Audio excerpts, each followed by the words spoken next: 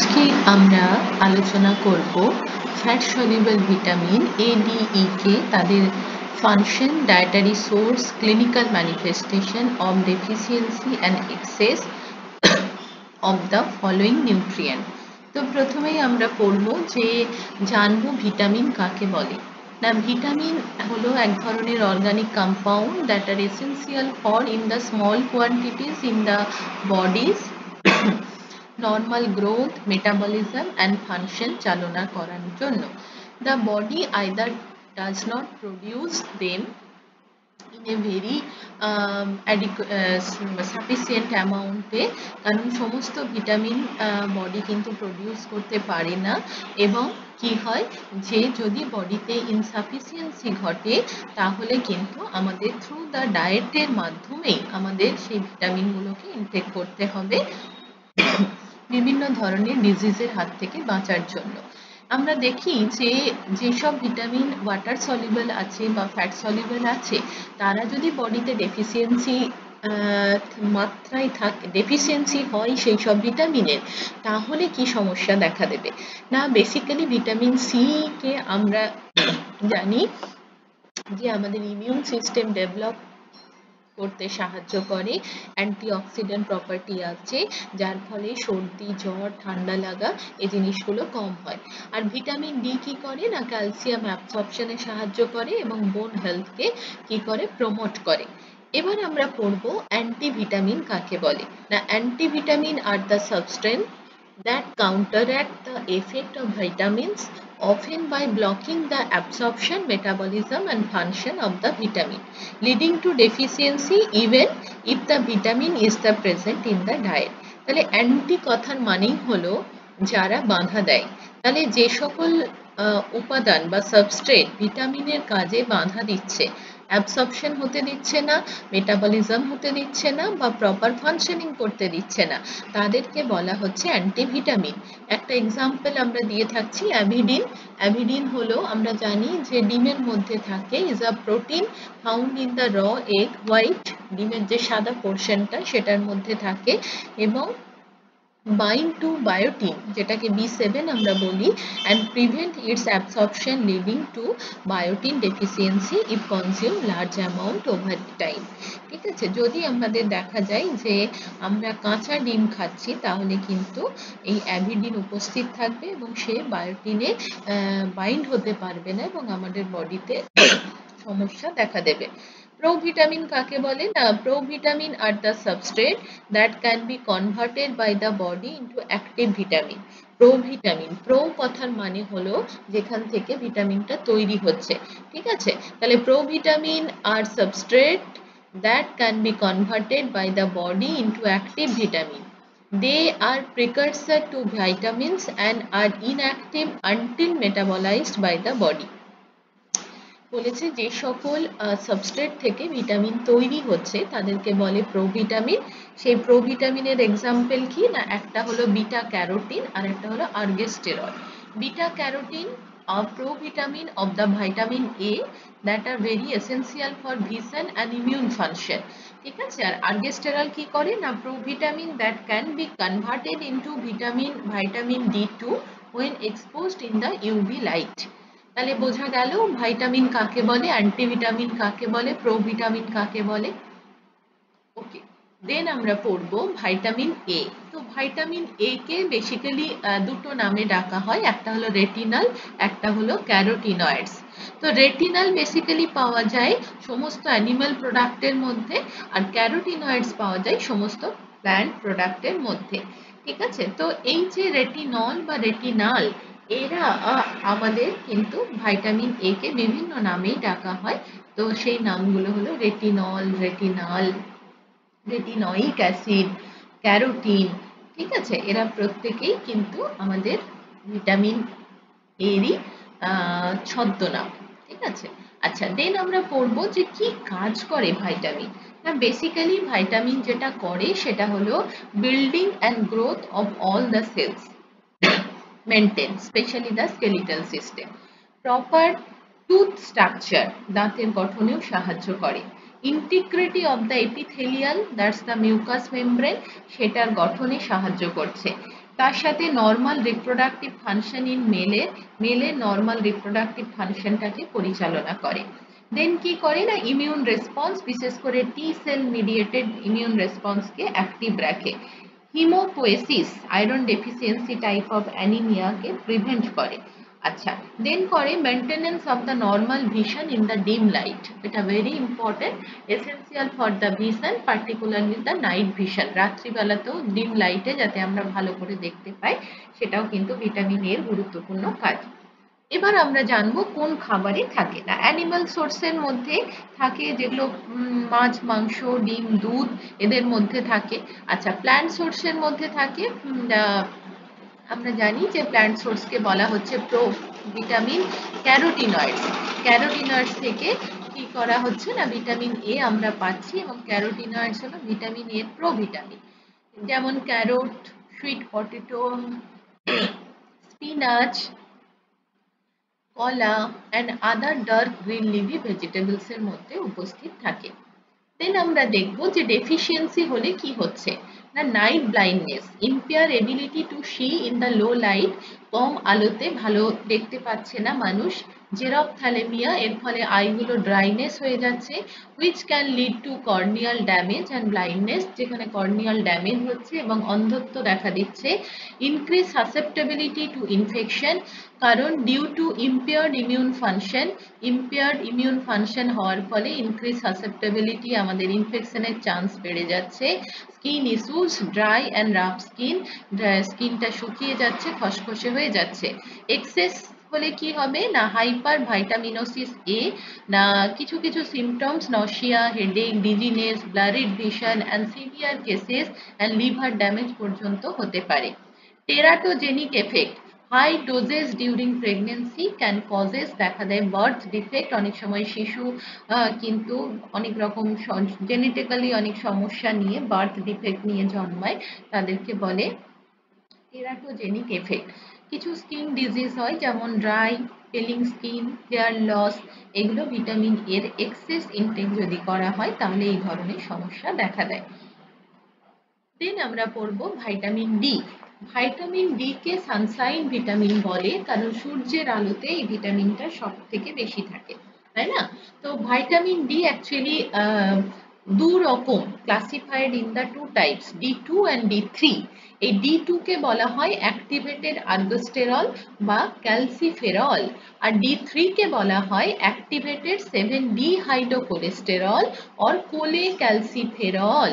তো এই যে ক্যালসিফেরল বা কোলে ক্যালসিফেরল, এখান থেকে কি হয় 7D হাইড্রোকোলেস্টেরল ইন দ্য স্কিন আমাদের প্রডিউস হয়। অ্যাকচুয়ালি D3 কে অ্যাক্টিভেটেড 7D হাইড্রোকোলেস্টেরল বা কোলেক্যালসিফেরল বলে, এটাই কিন্তু আমাদের বডিতে মেনলি সিনথেসাইজ হয়।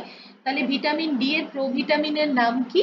Ergosterol and 7D hydrocholesterol. তাহলে এর কাজ কি না facilitate calcium and phosphorus absorption, promoting health bone and the teeth. ঠিক আছে, promoting healthy bones and the teeth, আমাদের ক্যালসিয়াম অ্যাবসর্পশনে সাহায্য করে আর আমাদের বোনের এবং টিথের গঠনে এবং দৃঢ়তা প্রদানে সাহায্য করে। রেগুলেট ইমিউন ফাংশনকে রেগুলেট করে। Support muscle and nerve function, muscle এবং নার্ভ ফাংশনকে সাপোর্ট দেয় যাতে ভালো করে বডিতে সমস্ত মেকানিজমগুলো ঠিকঠাক চলতে পারে। কোথায় পাবো না বেসিক্যালি যে আমরা পেয়ে থাকি দ্য সানশাইন থেকে, এটা হলো সব থেকে আইডিয়াল সোর্স।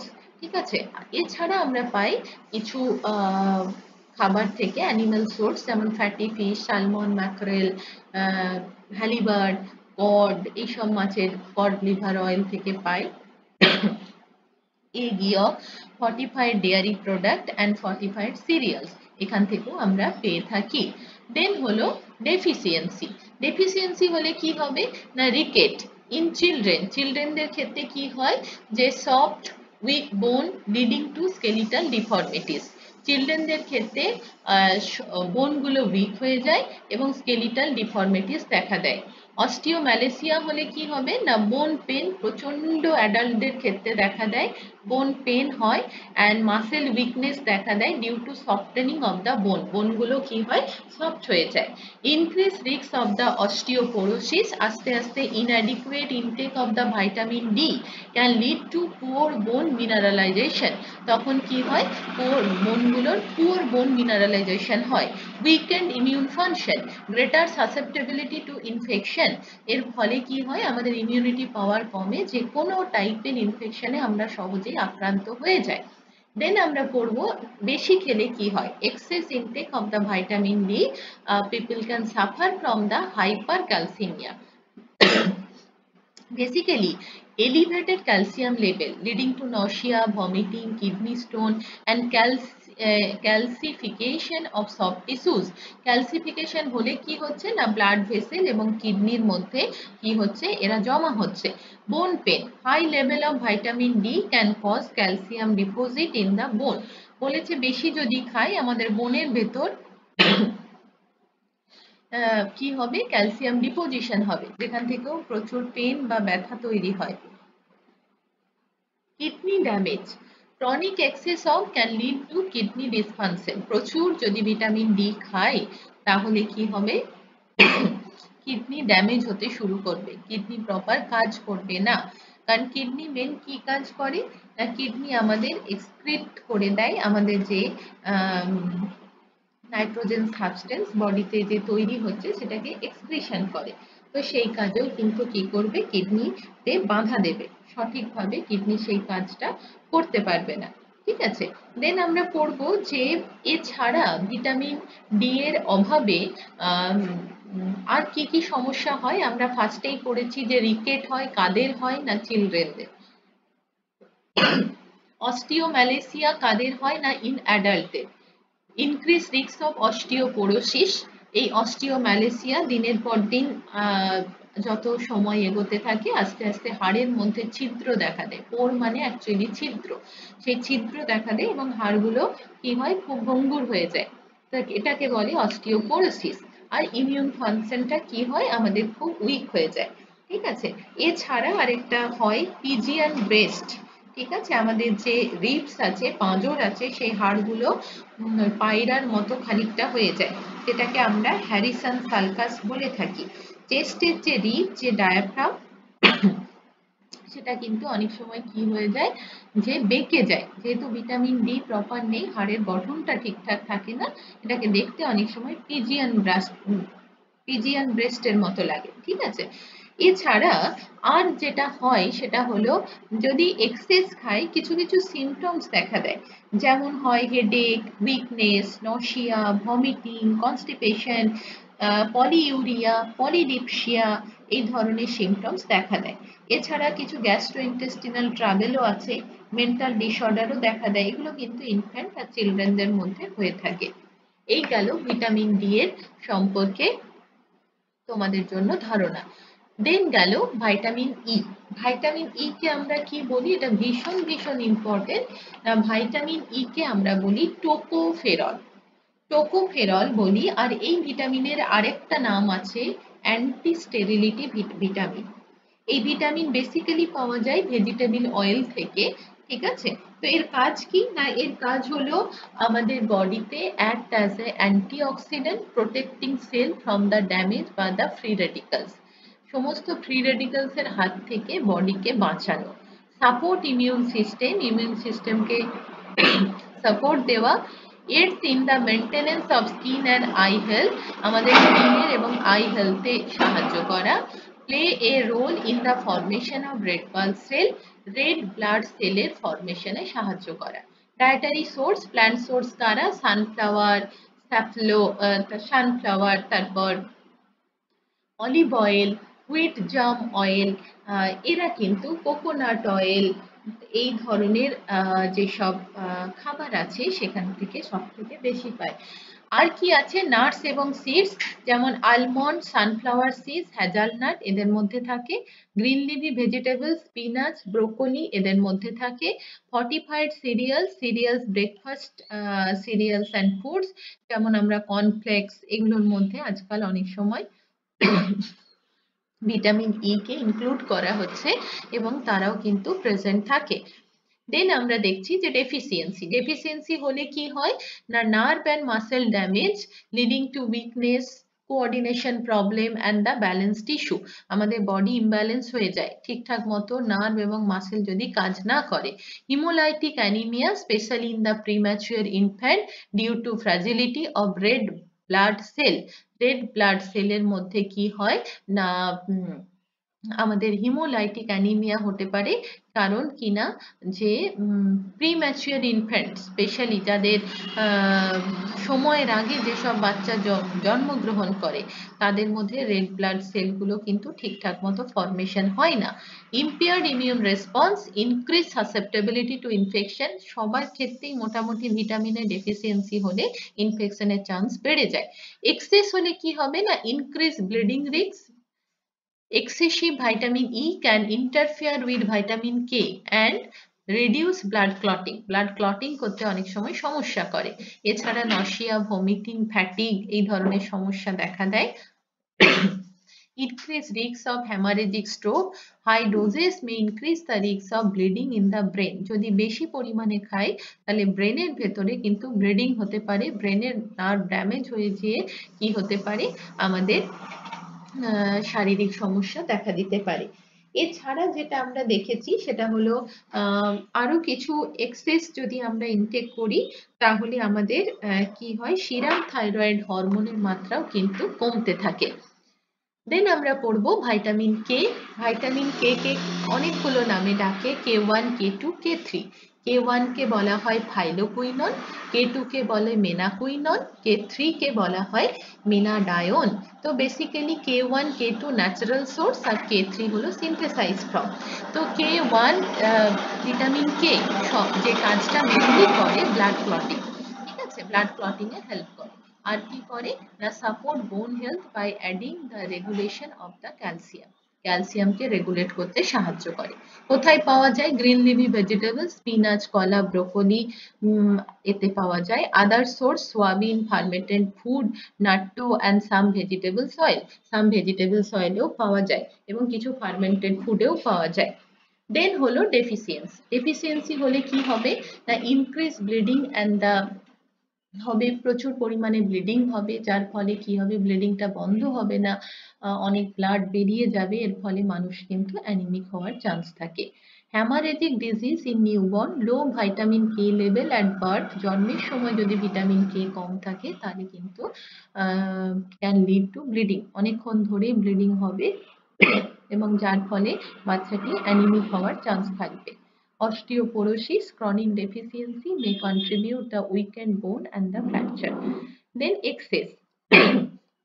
যদি ভাইটামিন কে আমরা বেশি খাই তাহলে কি হবে না, হাইপার বিলিরুবিনিয়া দেখা দেয়। এটা হলো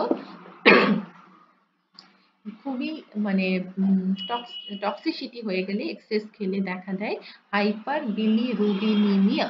বিলিরুবিনের মাত্রা বডিতে বেড়ে যাচ্ছে, এর ফলে কি হচ্ছে, আমাদের বডি ইমব্যালেন্সড হয়ে যাচ্ছে, ঠিক আছে। আর যেটা হয় বাচ্চাদের ক্ষেত্রে, যদি বিলিরুবিনের মাত্রা বেড়ে যায় তাহলে জন্ডিস দেখা দেয়। এবং আর কি হয়, excessive vitamin K can interfere with blood thinning medication. যদি আমরা এক্সেস ভাইটামিন কে খাই তাহলে সেটা ইন্টারফেয়ার করে ব্লাড থিনিং মেডিকেশন, বিশেষ করে ওরফেনিন এই ধরনের যেসব মেডিসিন আমরা খেয়ে থাকি সেখানেও ইন্টারফেয়ার করে। তো যার ফলে আমাদের সবসময় খেয়াল রাখতে হয় যে কোনো ভাইটামিন এবং মিনারেলস আমাদের কিন্তু অত্যাধিক পরিমাণে খাওয়া চলবে না। যতটুকু প্রয়োজন ঠিক ততটুকুই খেতে হবে। সেইগুলোর জন্যই আমরা প্রথম স্লাইডে আলোচনা করেছিলাম যে RDA কাকে বলে, রেকমেন্ডেড ডায়েটারি অ্যালাওয়েন্স। প্রত্যেকটি ভাইটামিন মিনারেলসে RDA আছে নির্দিষ্ট বয়স অনুযায়ী। সেই বয়সে কোন মানুষের কতটা প্রয়োজন সেটাকে ধরে নিয়েই ভাইটামিন মিনারেলস গুলো আমাদের মোটামুটি ইনটেক করতে হয়। এক্সেস হলেই টক্সিসিটি দেখা দেবে এবং যেটা আমাদের বডিতে অ্যাডভার্স এফেক্ট দেবে। তো আশা করি তোমরা সকলে বুঝতে পেরেছো। আর যদি আমার ভিডিওটি ভালো লেগে থাকে তবে অবশ্যই তোমরা আমার চ্যানেলের বেল আইকনটি প্রেস করে দেবে এবং আমার চ্যানেলে সব ভিডিওগুলি তোমরা কিন্তু দেখতে পাবে।